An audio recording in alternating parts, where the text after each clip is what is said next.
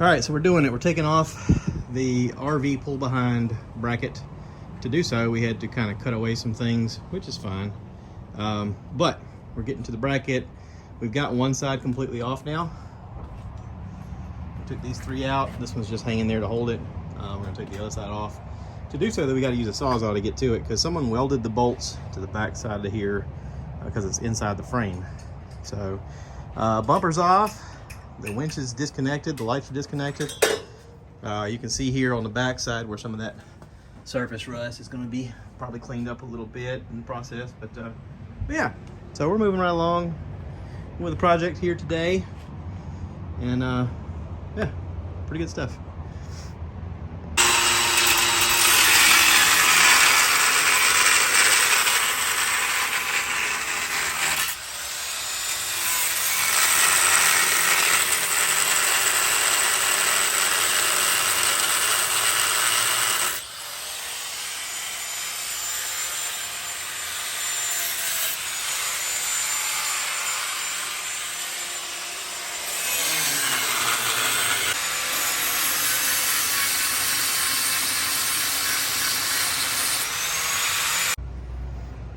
All right, so in removing some things, we had to cut a bracket away, and Danny's gonna weld it back onto the frame.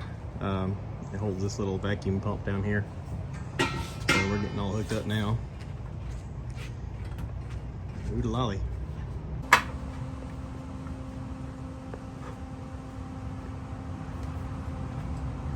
Where did that go into? Sucker. Thanks for making a spark. The ground must be working. Ah!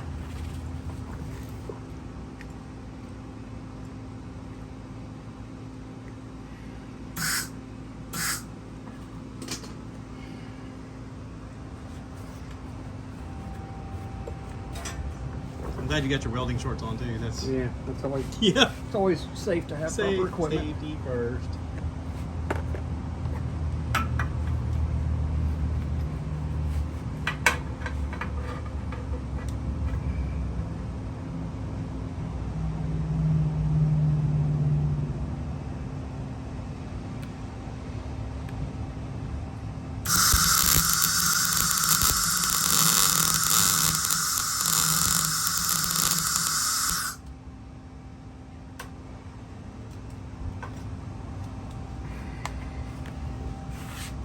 What you need? Need me turn it up? Yeah, turn it up. Alright, so we're cranked up to D. That means it's a higher level, right? Mm-hmm. Okay.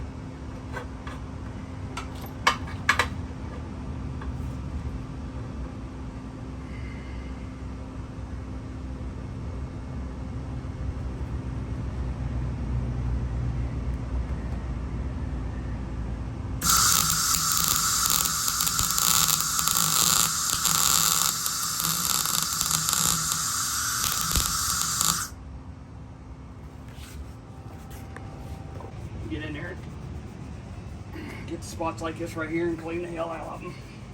Parts that nobody will ever see.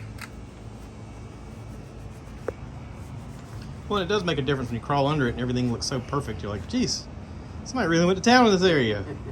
I mean, it's nice. Yeah. All right, so Danny moved the electronic sway bar disconnect up to another bracket, and we used another bolt for that. But that way it lifts it up out of the way, makes it give a little better look.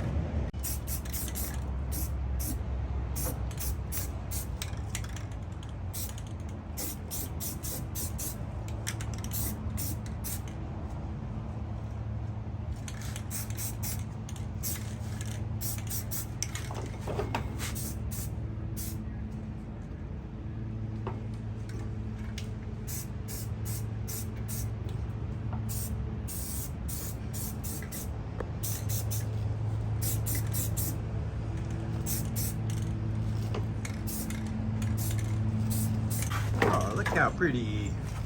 Yeah. Alrighty, we got this reinstalled. Everything is painted up here. Now we're just zip tying wires out the way. Cool, very cool. Okay, now to the untrained eye, you're gonna say, oh, what'd you guys do? You didn't do nothing. Oh yeah, we did all kind of stuff.